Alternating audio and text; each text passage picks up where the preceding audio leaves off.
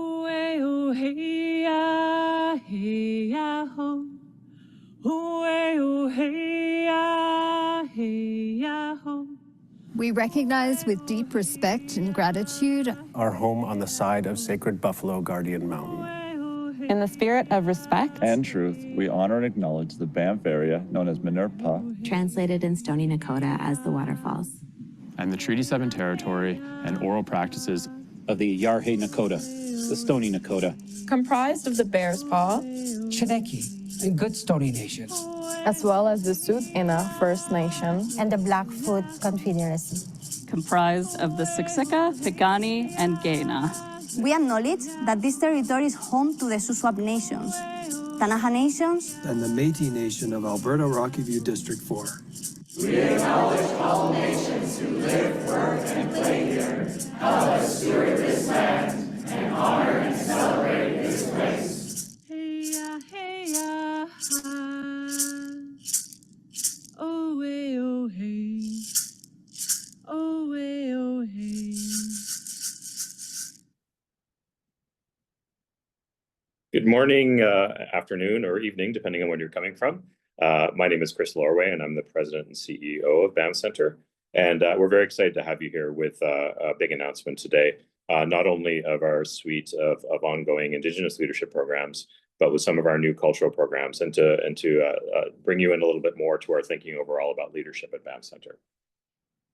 These programs that you're going to hear about today are going to be open for application immediately following this event, or some of them are already online now, so please have a look at the website once you finish. The agenda for today is that first we'll talk briefly about what Banff Centre is, especially if you're new to the organization, to give you a little bit of context for who we are and what we do. Then we'll hear from our Executive Director of Leadership, Mark Wold, as well as the Director of Indigenous Leadership and Cultural Leadership. Finally, we'll have some time for live Q&A with our admissions team and our directors. You don't need to hold your questions until the end. You'll see a Q&A box built into the Zoom application. So if you have any questions that come to mind as we go through the various programs, please enter the questions into the box, and we'll have our team answer those as the event is going on. The webinar should last a little bit of an hour, and it will be recorded and emailed to everybody who participated afterwards. So if you missed something, don't worry, we'll have a reference for you. So first of all, what is the Banff Centre? We are a post-secondary institution, and we're a charitable organization based in the Rocky Mountains of Banff, Alberta. And we're dedicated to arts, leadership, Indigenous culture, and mountain culture. The campus of Banff Centre is a stunning 43-acre campus on the side of sacred Buffalo Guardian Mountain, with incredible access to nature, the water, the waterfalls, the mountains, everything you could imagine.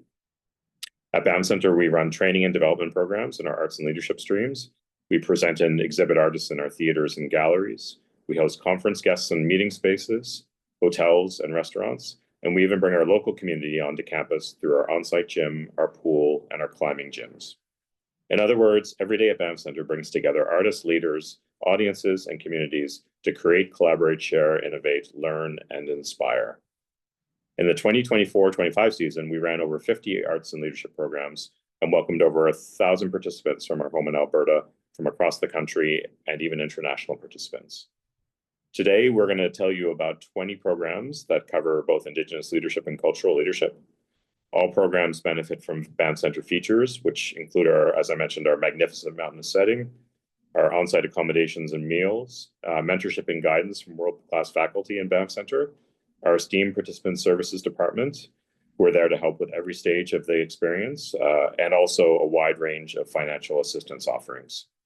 Also, the experience of leadership participants is bolstered by the fact that we are a fully equipped arts facility. We often run presentations of touring artists, arts residencies, lectures, readings, open studios, and gallery exhibitions to infuse a leadership experience, particularly in our cultural leadership program, with a rich and immersive setting in which to build relationships with your cohort and reflect on ideas and learnings of that day. Finally, I wanted to touch on a few exciting updates that we've added to the campus over the past year. First of all, Club 33 is a new venue for late night casual events and is in our theater arts building. We've had significant upgrades to infrastructure across campus. We hosted G7 Medias earlier this year in June, and as a result, had major upgrades on Wi-Fi, fiber, and other connectivity. We have new food and beverage options. And we also recently, very excitingly, opened the Ithka Makochi Ahogichipa Biti, our new Indigenous cultural center, the first center of its kind on campus to really be a place where Indigenous participants can gather, share meals together, and be one together in space. To celebrate the opening of the event, we have a short video we'd like to show you.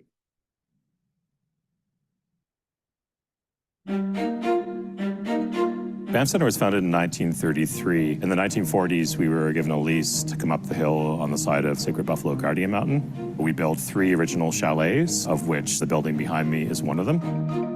One of the big things we really wanted to focus on was how to best create a space for our Indigenous participants and community. Banff Centre committing to a space dedicated to Indigenous people shows the follow-through that not only is Indigenous programs important in both leadership and arts, but a space to do that caregiving for the Indigenous participants and faculty and staff. So having a space they can go and ground and gather. Simple as having a kitchen just really fosters the feeling of hospitality and brings people together in a good way. We started the conversation with our Indigenous staff to figure out what some of those needs were specifically. So very quickly, we entered into a conversation with the Yarhi Nakota, which are our closest nation. And through a number of different processes, going out to meet with elders, having them come in and view the space and do a pipe ceremony, it really gave us the identity to make it that space that was grounded in that connection to community. The first one was to do the ceremony. That was the invitation to welcome the new name and the new energy, to foster that history as the next layer. The idea immediately came to this notion of the House of Respect, which is a Hogichipa Biti, to really make it a space where people could gather together, to have important conversations, to share meals together, to have moments of reflection, and really create that sense of community. We commissioned a wonderful curator, Rebecca Taylor, who put together a collection of works that brings the space to life. I knew I wanted it to feel like there was some representation in the space for folks. Thought about 4 directions. It was really important to have representation from across Canada in this case. The west, the north, the east, and the south. And the south I kind of knew was going to be this area. It was really important to have like a Treaty 7 artist. The 4 artists that were selected, Adrian Stimson is the Treaty 7 artist. And then on the west, Luke Parnell. The north, Hadlu Simayuli. The east, Ursula Johnson. Those artists were selected because of their impact that they made at the Banff Centre and kind of the way the works were all kind of like speaking to each other in a dialogue. What's really special about the building is there's a vista. You see the mountain, you see the forest, and it feels intimate, yet at the same time incredibly impactful. My hope is for the space to be filled with voices and laughter. The more we welcome people and the more they feel safe and connected. And really that's the spirit we hoped for, because that makes it feel like home.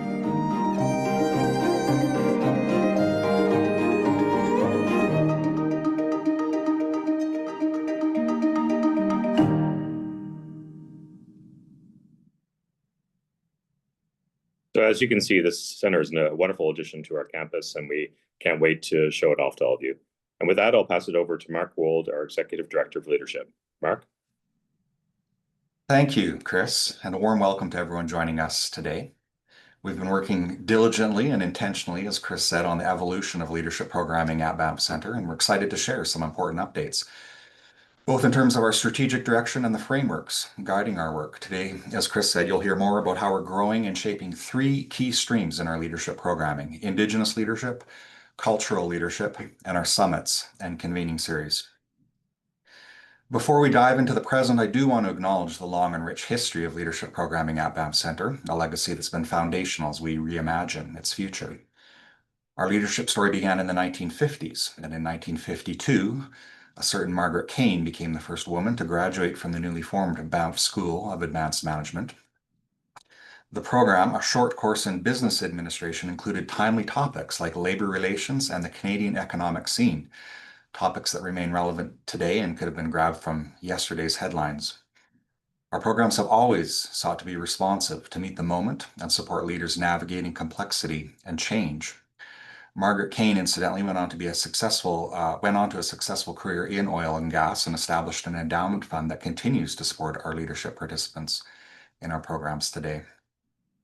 In 1972, Banff Centre hosted its first Indigenous management program, with numerous one-off offerings throughout the years until a full-time program area was launched in 1995. At the 50-year celebration in 2022, Dr. Leroy Littlebear reflected on how the Centre's deep connection to the arts aligned with Indigenous ways of knowing and being, creating a meaningful and trustworthy home for Indigenous leadership development. He also spoke of the dining hall, where diverse voices come together to share ideas over a meal, as a powerful metaphor for the kind of inclusive dialogue and cross-sectoral convening that defines the Banff Centre experience.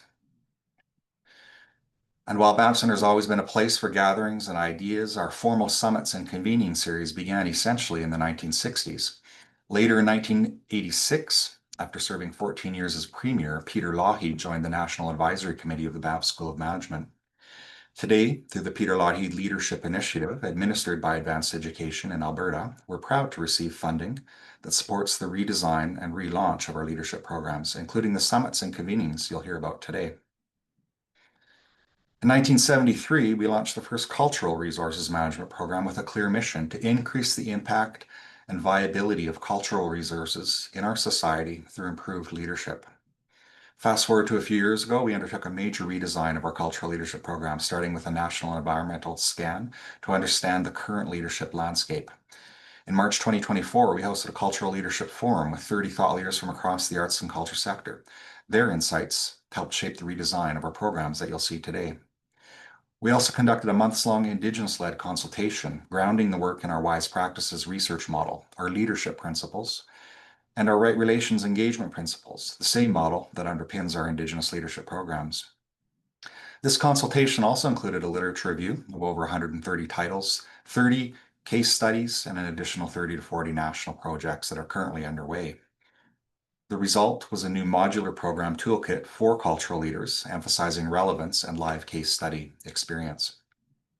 This past January, we piloted our Cultural Leadership Foundations program aimed at executive directors of small to mid-size Alberta-based organizations, aligning with our funding through Advanced Education.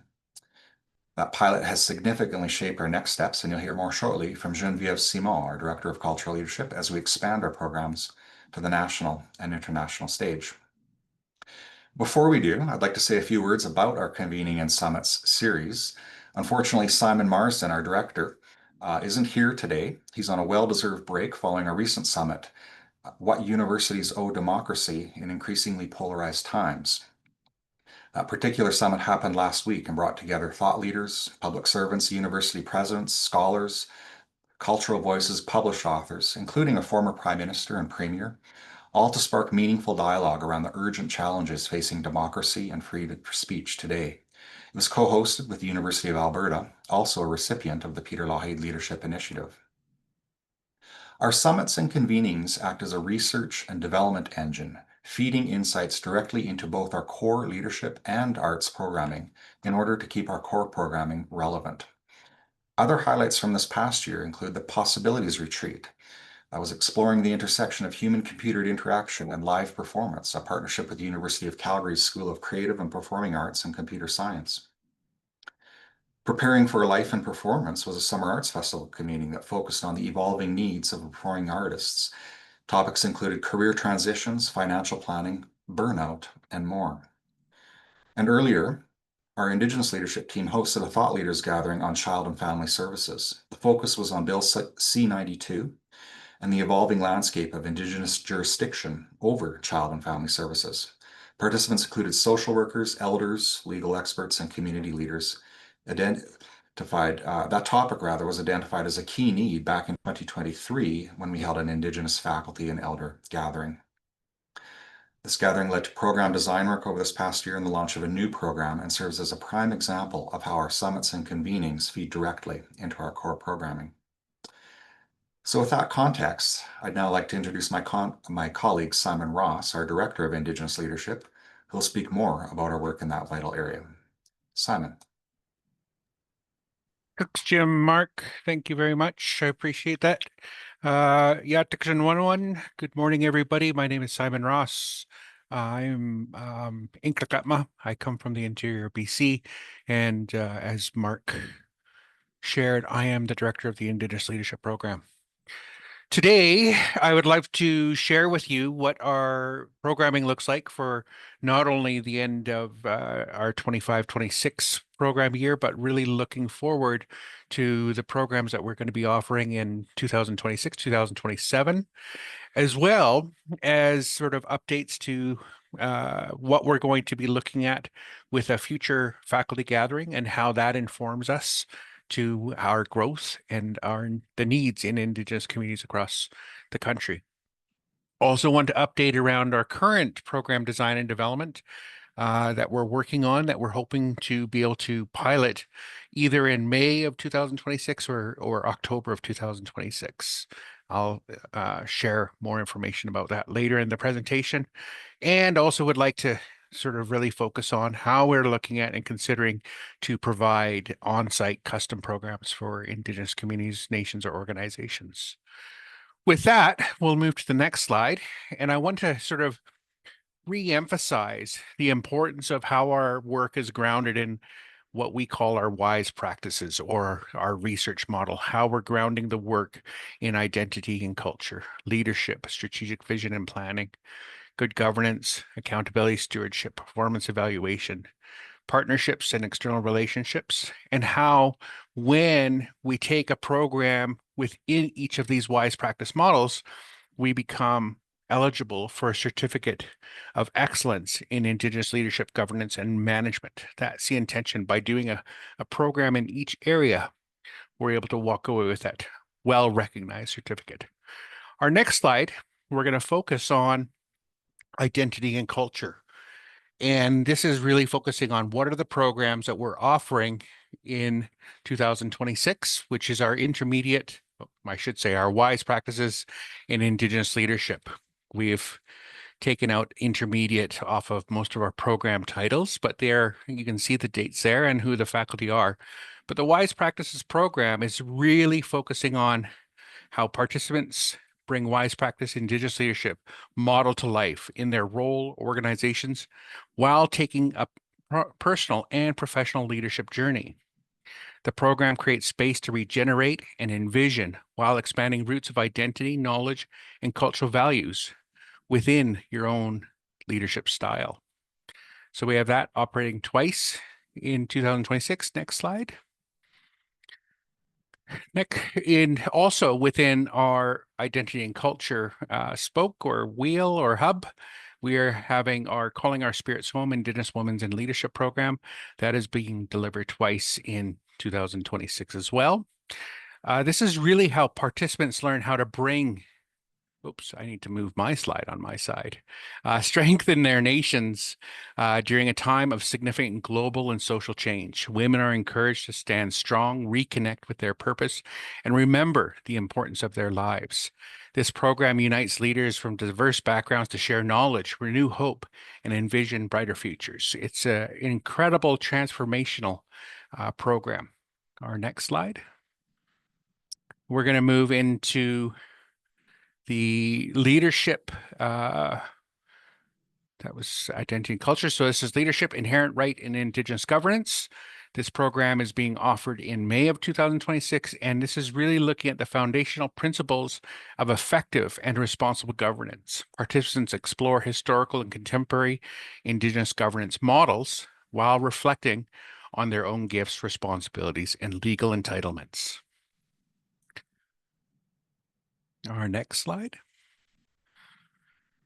We move into strategic vision and planning, where we have related world strategic planning. This program is historically offered one time a year, but what we're seeing is the greater need and requests from participants from across the country. So we're offering this 2 times.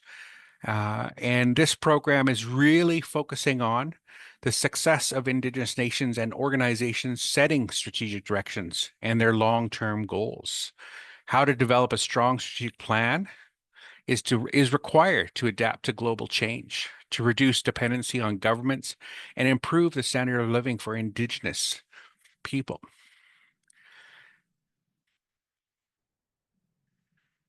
Still in the next, we're looking at accountability and stewardship, and this is where we're looking at leading teams for governance and board councils.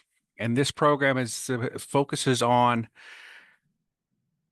will show leaders new and creative ways to move beyond Western models and to embrace culturally grounded models for Indigenous governance. So we're looking once again at that two-eyed seeing aspect of looking at some of the Western practices and bringing Indigenous ways of knowing and being into how governance works and how we move forward.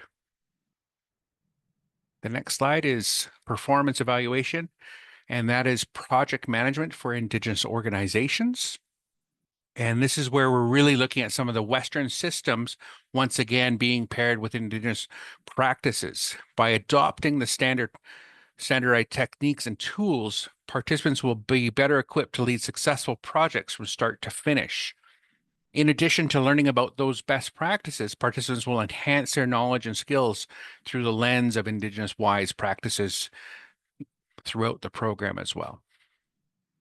Our next, still within performance evaluation, is inherent rights, or I should say Indigenous evaluation frameworks. I apologize for that.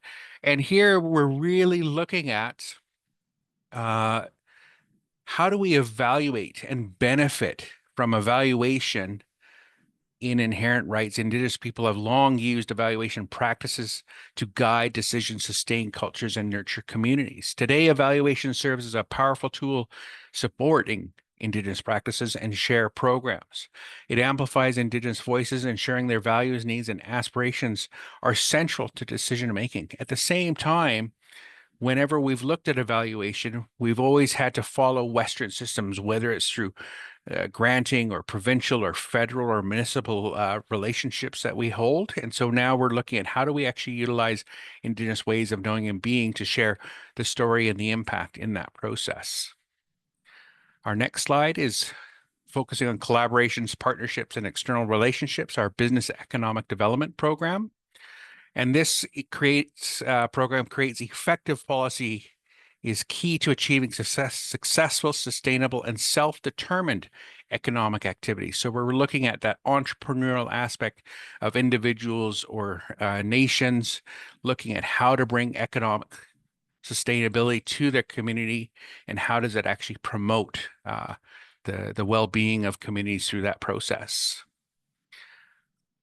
We're still in collaborations, partnerships, and external relationships, and this is negotiation skills training.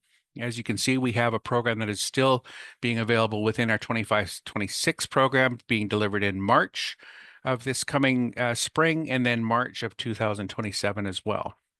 In this program, participants will explore the foundational concepts of negotiations by learning proven interest-based negotiation terminology and techniques. And we do this through a variety of different ways that really brings to life on how we actually begin that engagement process, how we deal with conflict, how we deal with communication, how we strategize some of those engagement principles. Our next slide is one of our non-certificate programs, which is Truth and Reconciliation Through Right Relations.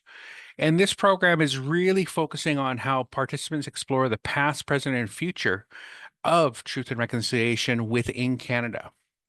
We're also looking at how do we support organizations to understand the next steps in moving towards action in reconciliation. At the same time, we're asking Indigenous participants to share and understand or communicate what their expectations of what reconciliation could look like for them as well. So we're learning from each other within this program on how do we move forward in a good way that supports truth and reconciliation. Our next program, which Mark shared with earlier, is our Dreaming Forward, Exploring Pathways to Child Welfare Jurisdiction.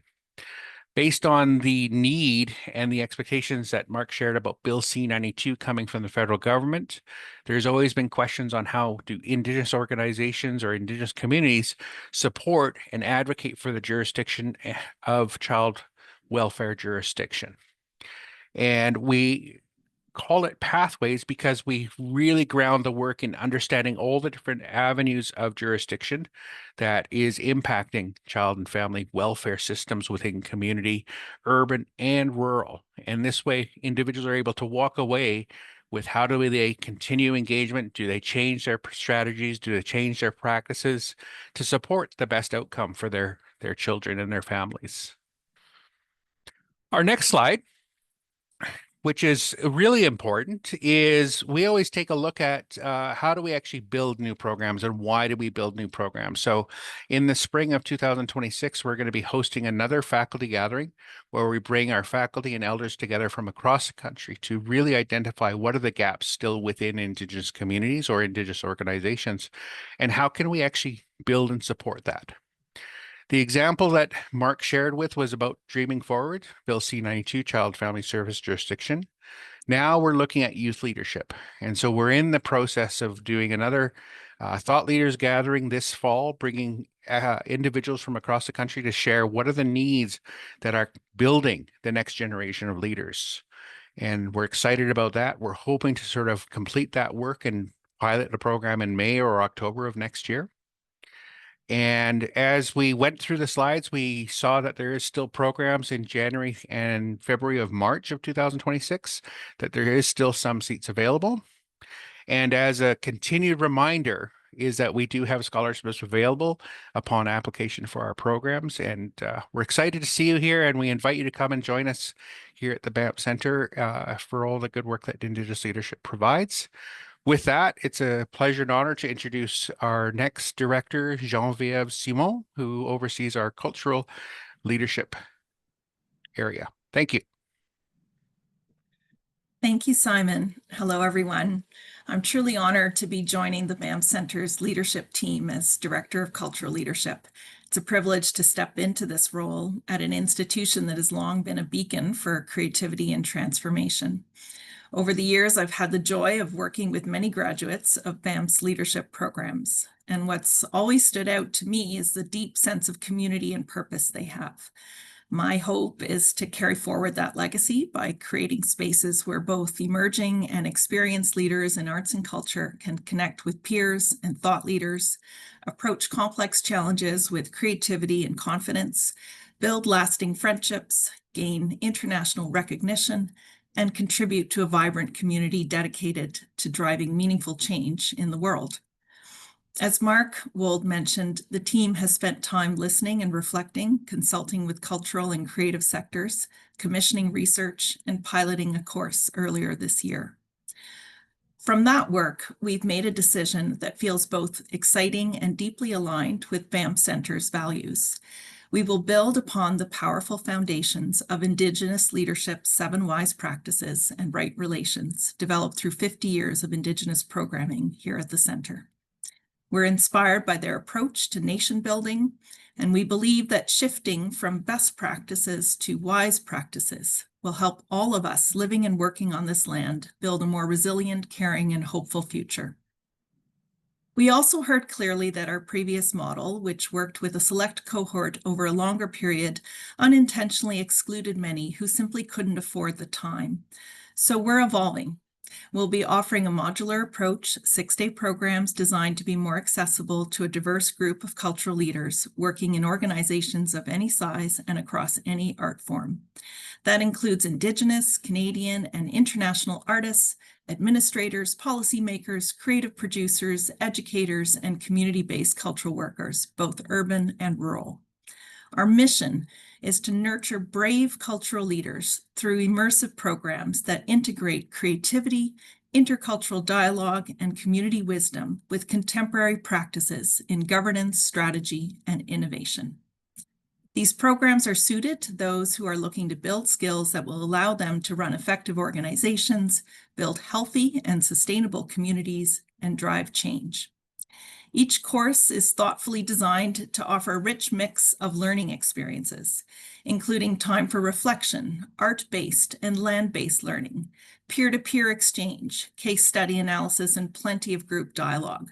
We'll also create opportunities for participants to connect with others in residency across the Banff Centre, whether they're writers, artists, musicians, or engineers, to spark those magical moments of cross-pollination that make learning at the Banff Centre so unique.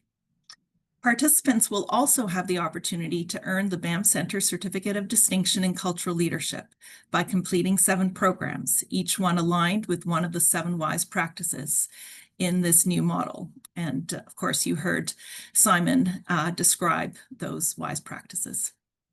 At the same time, cultural leaders are welcome to join us for just 1 or 2 modules, wherever they feel they'll benefit most.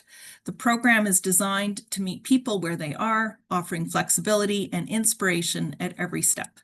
And as our president, Chris Lorway, mentioned earlier, thanks to the generosity of our visionary donors and sponsors, we're able to offer financial scholarships to help ensure that cost is not a barrier to participation. This is a moment of renewal, and I'm excited to walk this path with all of you. I'll give you a quick overview now of our first slate of programs, and be sure to check our website regularly, as we'll be posting more programs in the near future. So the first 2 modules of our cultural leadership programs will launch this January and February, and they're led by an extraordinary team. We're deeply honored to have Dr. Cynthia Wesley Eskimo with us. As chair of Truth and Reconciliation at Lakehead University and a driving force behind our Indigenous leadership programs, her presence is truly transformative. When I spoke with cultural leaders who took part in our pilot last January, where she was on faculty, they all said the same thing. They wish they had had much, much more time with her. Her wisdom, generosity, and ability to deeply move people make her an unforgettable teacher, one who opens doors to real change. She'll be joined by Taryn Johnson, author, artist, and director of Indigenous Affairs at the University of Ottawa, and Kenji Maeda, executive director of the Greater Vancouver Professional Theatre Alliance and a proud graduate of Banff's cultural leadership programs. In our first module, Reflecting Forward Through Wise Practices, they'll explore what it means to lead well in today's arts and culture sector, where leadership is rooted in values, relationships, and community. They'll present real-world leadership challenges and examine how governance, strategic thinking, and cultural protocols are interconnected in building resilient, values-driven leadership. For those pursuing the Certificate in Cultural Leadership, this foundational course will be a requirement. The second course they'll offer is Truth, Reconciliation, and Leadership, Building Culturally Responsive Organizations. They'll take us deeper into the kind of leadership that meaningful reconciliation truly requires. Together, they'll explore how to embed reconciliation into the very structure of our organizations through governance, policy, and culture, using the lens of two-eyed seeing. Sessions will take place in community, on the land, and in dialogue with those who have been leading this work for generations. It's truly a course not to be missed and critical for all of us working in the cultural sector. And in contrast to the Truth and Reconciliation course taught in the Indigenous Leadership program, this one will focus on those workers working within settler organizations. Our next course, Governance and Financial Resilience, Executive Tools for a Changing Sector, explores how strong governance and strategic financial planning work hand in hand to build resilient, mission-driven organizations. We're going to examine how leadership decisions influence long-term sustainability and how values can be woven into both boardroom discussions and budget frameworks. You'll be guided by a remarkable faculty team with deep expertise in cultural leadership, governance, and financial strategy. Jeanne Lesage, principal of Lesage Arts Management, is an award-winning consultant known internationally for her work in board development, strategic HR, leadership succession, and organizational growth. Kenji Maeda brings a wealth of experience in sector capacity building, advocacy, and community engagement. He also co-leads Pathways, an equity and access learning initiative in British Columbia. Janice Kahentoka Bombery, Executive Director and CEO of the Canadian Museums Association, offers profound insight into Indigenous governance and equity-centered leadership. Heather Young, principal of Young Associates, is a systems thinker, educator, and author with deep expertise in nonprofit accounting and financial management. And to round out this superb team, we welcome Chris Lorway, president and CEO of the Banff Centre. Chris is going to lead a session on financial modeling, offering executive-level guidance on aligning governance with long-term financial planning and institutional mission. And I must say, on a personal note, it's a real privilege to work with a president who's genuinely passionate about teaching and learning, having taught himself at some of the world's most respected learning institutions. I'm especially grateful that we're also able to draw on Chris's extensive national and international network to bring innovative thought leaders into our cultural leadership programs, enriching the perspectives we can offer our participants. Thank you, Chris. So as someone who's led national and international partnerships for most of my career, I often feel like I was learning on the fly. I would have loved to have had formal training in how to partner well. So when I did my MBA in executive leadership, I focused on this area and discovered an incredible framework from the UK-based Partnership Brokers Association, widely used in international development work.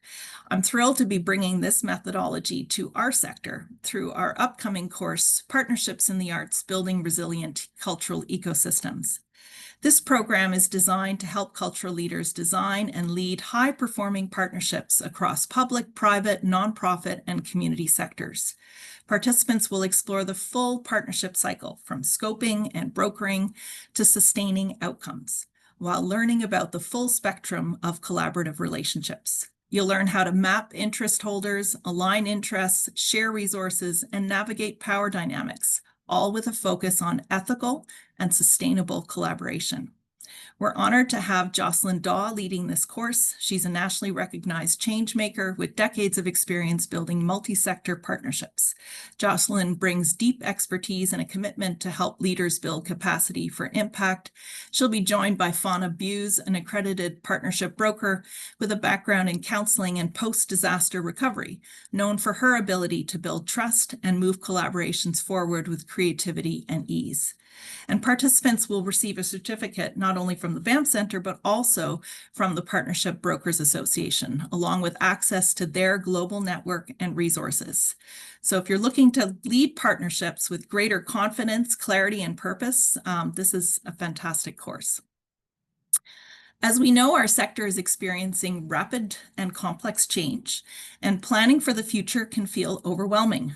That's why I'm genuinely excited about our upcoming course, Before the Plan, Strategic Foresight, Leading Cultural Futures.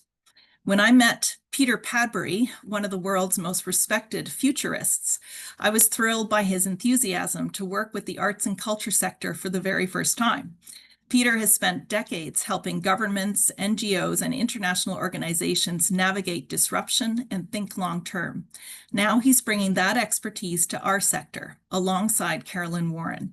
Carolyn's leadership has helped shape Canada's cultural landscape for over 30 years, from CBC Radio-Canada to the Banff Centre and the Canada Council for the Arts. She's led transformative initiatives, built national and international partnerships, and championed sectoral innovation.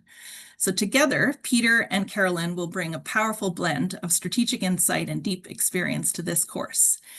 And over the course of the 6 days, you'll explore those big questions. What emerging trends could disrupt the cultural ecosystem? How can we respond to shape a better future? And how do we build institutions that are resilient, adaptive, and ready for what's next? Through hands-on workshops, strategic dialogue, practical tools like scanning, system mapping, and vision building, you'll leave with a foresight toolkit and the confidence to lead bold, future-focused initiatives. And we see this course as a precursor to another offering that we'll soon announce on strategic planning. I'm also happy to introduce our program on evaluative practices for cultural leaders. Having worked in this field for many years, I've seen how powerful evaluation can be, not just for measuring impact, but for guiding strategy and strengthening learning. In our complex environment, leaders need tools that help clarify priorities, align teams, and support smart decision-making. So this course introduces practical ways to build learning agendas, design data strategies that combine numbers with narrative, and use evaluation to bring strategies to life. It also explores creative approaches like arts-based methods, participatory action, and AI-supported storytelling. We're thrilled to have Robin Sokolowski, Director of Research and Programming at Mass Culture, and Soni Dasmahapatra, a consultant, educator, and Kathak dance practitioner leading this program. Robin has led national initiatives that help arts organizations understand their civic impact and build a culture of reflection. And Sony brings over 30 years of experience across arts, culture, health, and community sectors with deep expertise in equity-focused and participatory evaluation.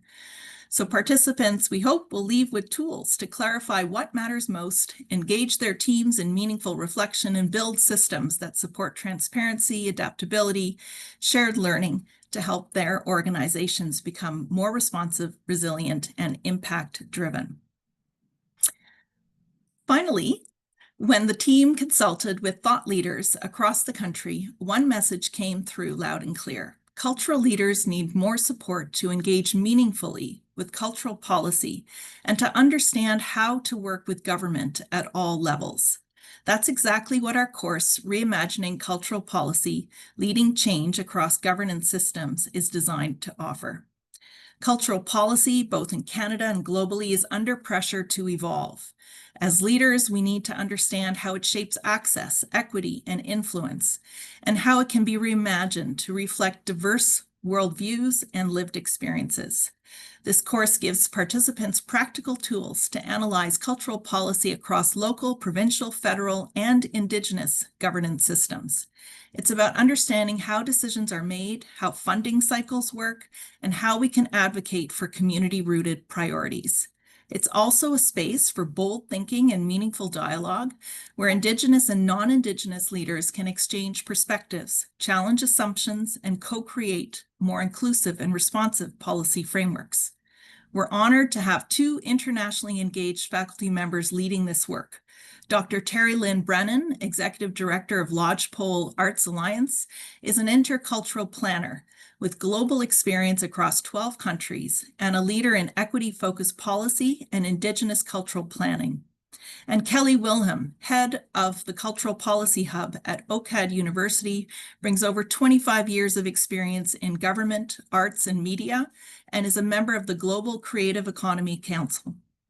We know that participants will leave with a deeper understanding of how policy works, how it can be reshaped, and how to lead change across systems, building a toolbox rooted in equity, responsibility, and right relations. Thank you all for joining us today. That was a lot. We'll be announcing more courses soon, and we're happy to answer any questions you may have, of course. To close out our session, I'll now turn things over to Mark Wold for some final remarks. Thank you, Genevieve, and I want to thank everyone for joining us today. Thanks to Simon Ross for his wisdom and your innovative programming, and Genevieve for taking up the baton. It's an exciting moment. I also want to thank our entire team behind the scenes, working very hard. Some you're seeing in the chat answering questions. Others have been working steadily behind the scenes and are eager to welcome you to Banff Centre. We're now going to open this up to questions, Q&A. Chris, unfortunately, he welcomed us to the session. He had to sign off, so I'm going to handle the Q&A on behalf of the team here. And you can use the Q&A feature on the webinar or the chat section. Our admissions teams is answering questions live as we speak. And I'm happy to answer in person, along with Simon, and Genevieve can jump in if you have specific questions for them. So please let us know what you think. Hi, and I will jump in just to kick us off with some frequently asked questions that we get for our leadership programs.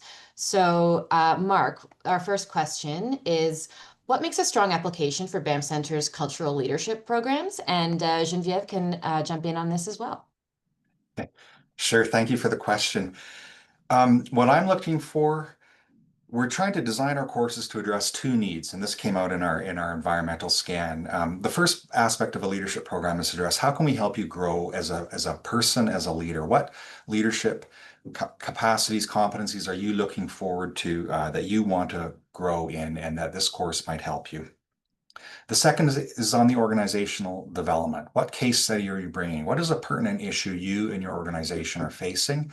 And how do you think this course will help you bring new perspectives into that conversation? How do you think what you'll learn at Banff and developing your network here will go back and have immediate effect on your community or your organization?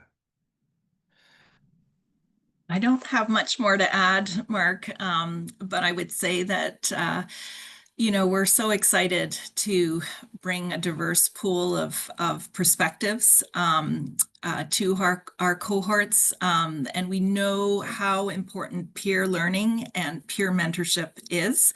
So we're really excited to bring interesting and interested, curious minds together and people who are really keen to advance on their leadership journeys.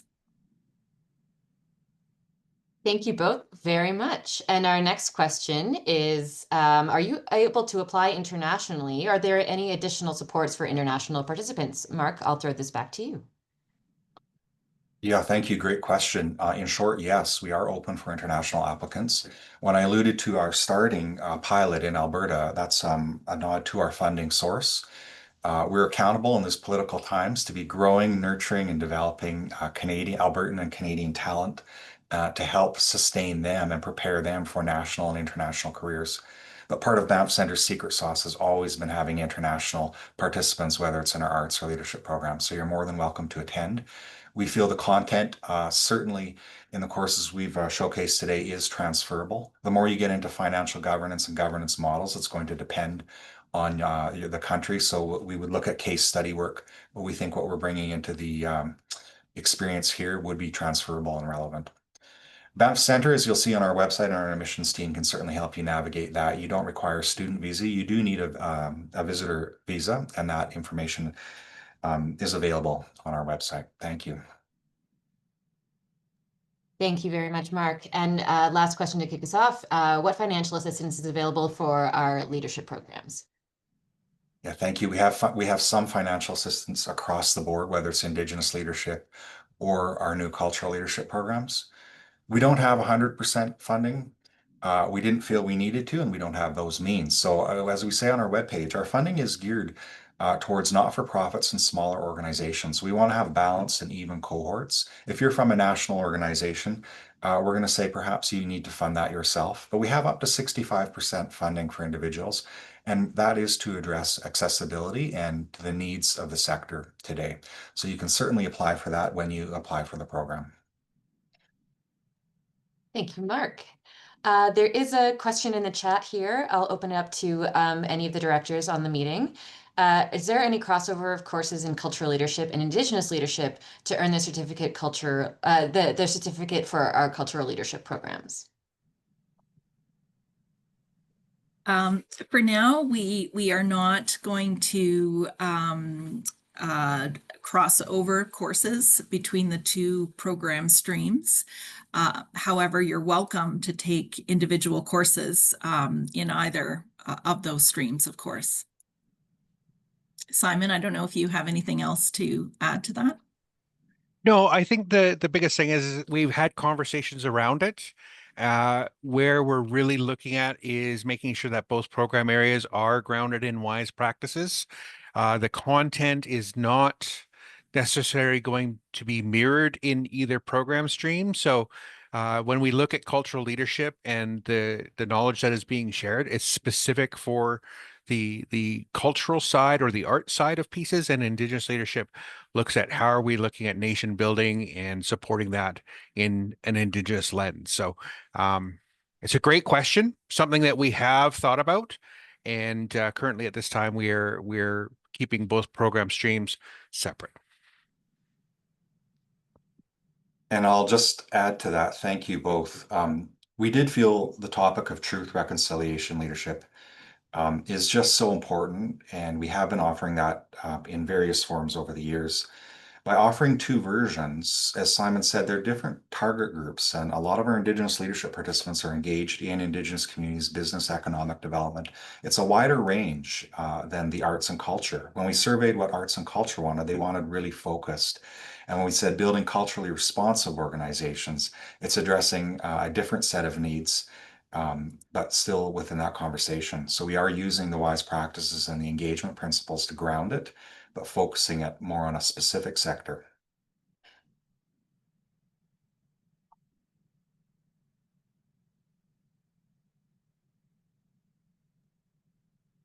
If anyone still on the call has any further questions, please, we've got some time left still, so please enter your questions in the chat or in the Q&A function, and we'll hold for a few more minutes just in case anybody has any final questions.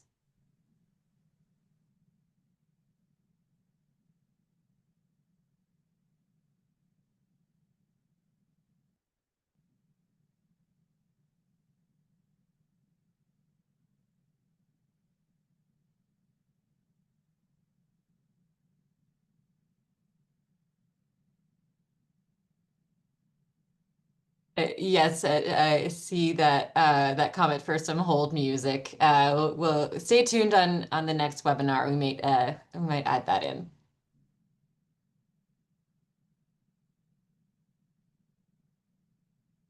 I could hum, but it might diminish the overall brand of Banff Centre if I did. So we'll just sit in silence and wait.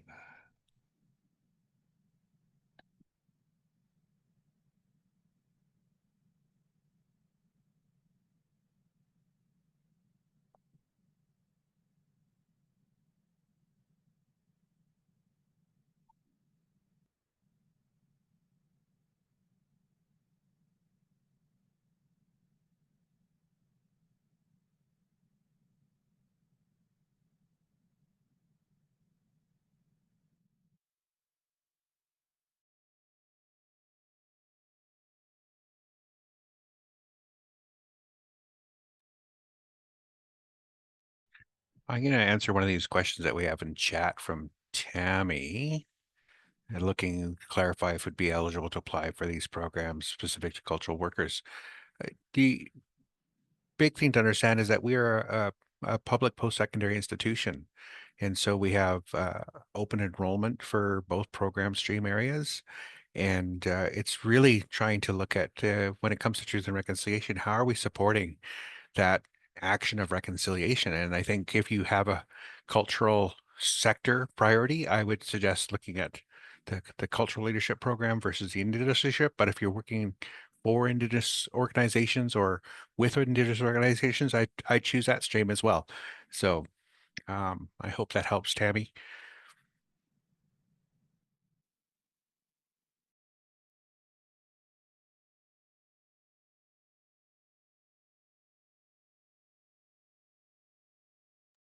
I will pull a question out of the Q&A feature. Are there any online offerings, or are all programs taking place in person? Yeah, I'll take that. Currently, we are not offering online programs nor hybrid. We're relaunching using one of our North Star principles as a grounding and sense of place. We're open to the idea in the future. We're ongoing looking at different models and the way we could reach more communities and learn from what we did when we pivoted to all online during the pandemic. So we're not ruling that out for the medium future, but for now, we're grounding these as in-person programs.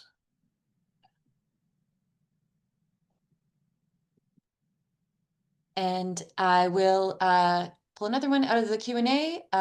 Is it possible to apply, this is for cultural leadership, as an independent cultural practitioner, or is it necessary to have an institutional affiliation? No, and thank you for that. We were very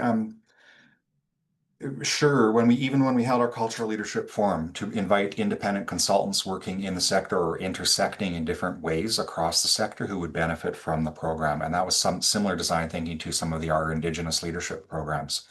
So if you are from an organization, yes, we'd like to see a case study or how this will help. Otherwise, we want to know the impact you're hoping to have as you work with arts and cultural organizations.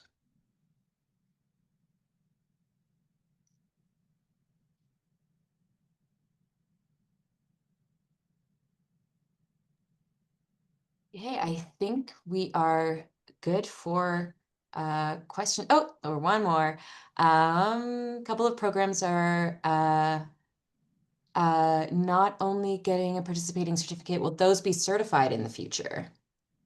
If that relates to Indigenous leadership programming model, We know that we have Truth and Reconciliation and Dreaming Forward currently outside of our certificate path. Those are one of the questions that we will be addressing within our faculty gathering in the spring. And I think we need to really do some due diligence around what that could look like. So at this time, we don't have that answer. I need to do that sort of national engagement once again through our faculty and elders to really see the alignment. So I appreciate the question. And there's one more, I believe, for Simon as well. So this is a person wondering, they're an Indigenous relations person working for a municipality and daily with nonprofits. Would this be an appropriate program for them? I think any of the programs would be fantastic, but when we think about Truth and Reconciliation, that would be incredible because it is actually really understanding on how can we move forward and help support either industry or municipalities sort of move forward in that aspect. If you're looking at sort of the scholarshiping side of things, we'd have to sort of really look at what is your background, what sort of work you're doing, and that's part of our scholarship application. And I can't answer that fully at this time, but I think the course would be a benefit. Thank you. And I guess I will add, because I'm at the Creative Cities Conference at the moment, that if you're working with a municipality on their arts and culture file, then certainly the cultural leadership programs would be of interest to you. Thanks.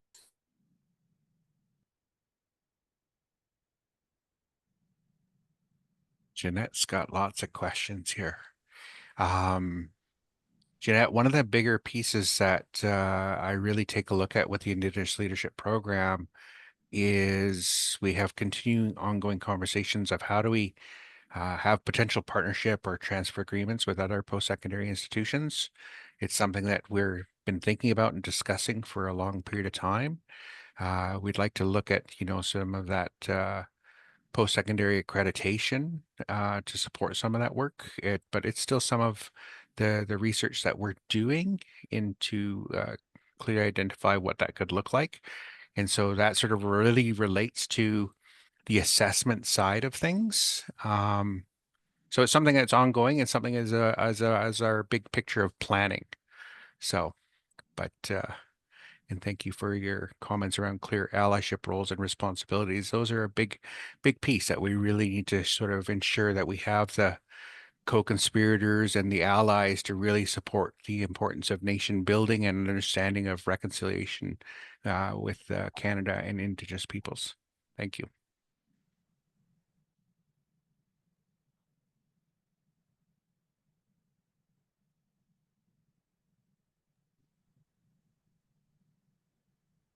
Right. I think that's all the questions that I'm seeing. Thanks so much for everyone for joining. And we will be sending out an email to all of those who have registered with the recording from the session. So stay tuned for that.